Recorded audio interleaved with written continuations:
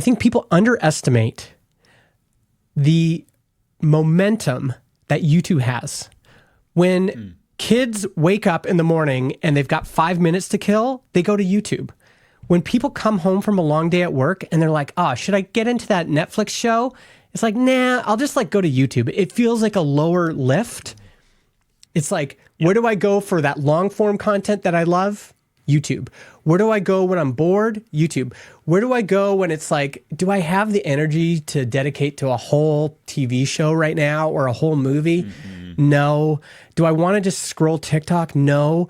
But I'll open up YouTube and there's going to be 20 videos recommended for me. It's like, oh yeah, I'm going to watch that.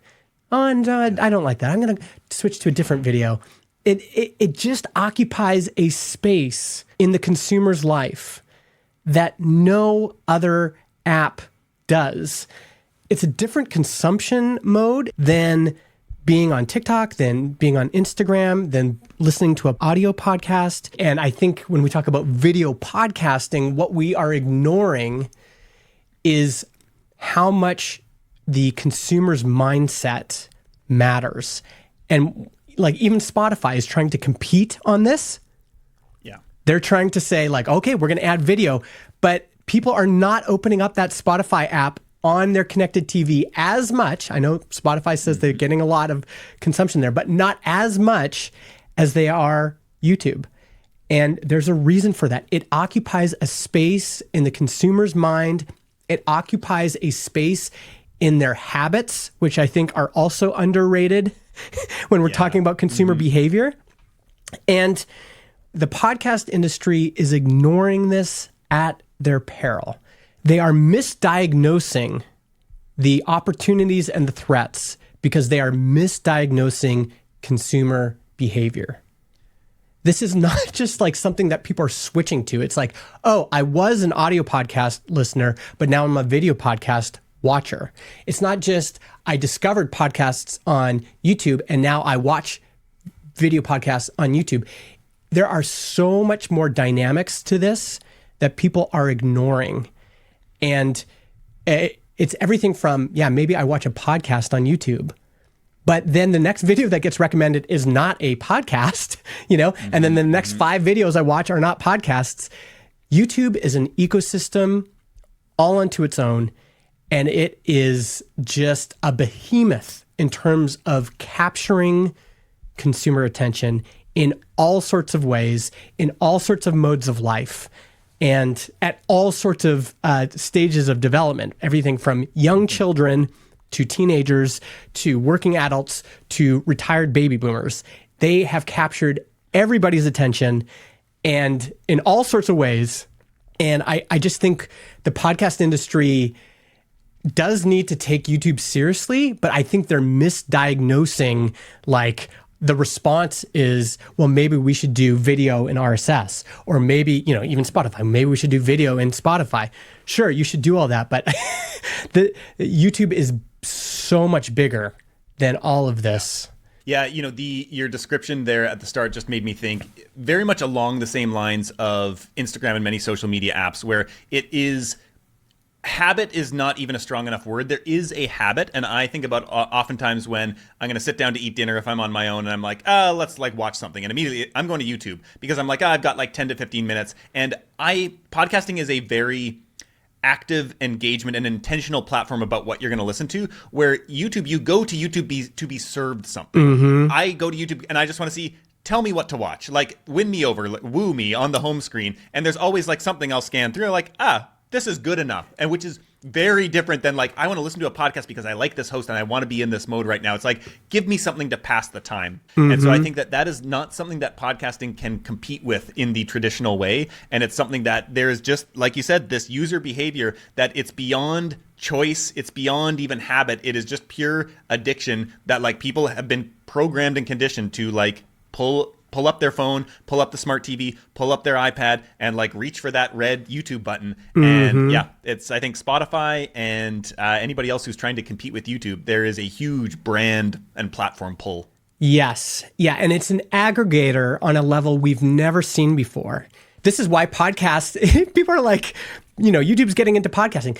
YouTube doesn't care about podcasting. YouTube is just saying, okay, well, this is a label that's helpful. This is a type of content that people want to consume on YouTube, right alongside how-to videos, right alongside full-length stand-up comedy specials, right alongside full-length documentaries, right alongside traditional cable news, which is now getting broadcast to YouTube. People come to YouTube for full-length movies. People come to YouTube for sports. People come to YouTube for concerts, for music videos, for like these things that we used to consume all sorts of different places. YouTube is the ultimate aggregator of everything. They've got music, they've got podcasts, they got movies, they got it all. And that's what we're competing against. That's the territory we're entering into as podcasters and a podcast industry. This is not our kingdom. This is YouTube's kingdom, and podcasting is a tiny little province in that kingdom. And until we take that position seriously and realistically, I don't think we're going to be able to address the quote unquote threat or quote unquote opportunity of YouTube properly until we really view this through the lens of consumer behavior and how encompassing YouTube is in that world. Like 98% of US internet users use it every month. This is insanity. This is an empire unlike anything else we've seen. And podcasts as a label is just it's a keyword in YouTube. And then we haven't even talked about the advertising side of this. Like, the truth is, there is a world in which YouTube encompasses every single type of content you can consume. It gets it all. And they serve all the ads. And so that is a world that could exist. And I think that's the ultimate threat is like, what does the podcasting industry look like if YouTube owns it all?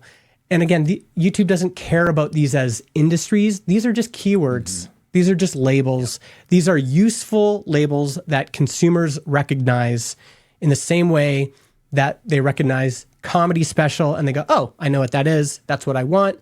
They see podcasting and they go, oh, I know what that is. And that's what I want. So yeah, I think our space has really misdiagnosed what's happening here.